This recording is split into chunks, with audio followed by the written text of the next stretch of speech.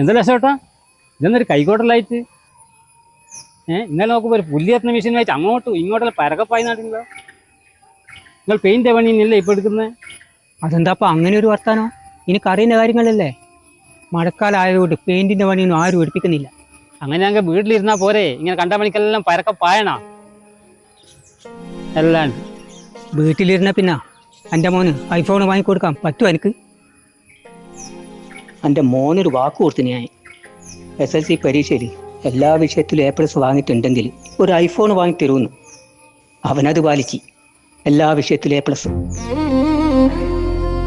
ഇനി മോന് കൊടുത്തൊരു വാക്കുണ്ട്, അത് എനിക്ക് പാലിക്കണ്ടേ? പിന്നെ നിന്നെ പോലെ പൈസയും കടം വാങ്ങിയിട്ട് നാളെ തരാ മറ്റന്നാൾ തരാ എന്ന് പറഞ്ഞ് വാക്ക് മാറ്റി പറയാനൊന്നും എന്നെ കൊണ്ട് കഴിയില്ല. വാക്ക് പറഞ്ഞാൽ അത് പാലിക്കണം. അതാണ് എൻ്റെ മോന് ഞാൻ കൊടുക്കുന്ന ഏറ്റവും വലിയ പാഠം. മഴ വരുന്നുണ്ട്, ശരി നിങ്ങൾ കൊടുക്കും.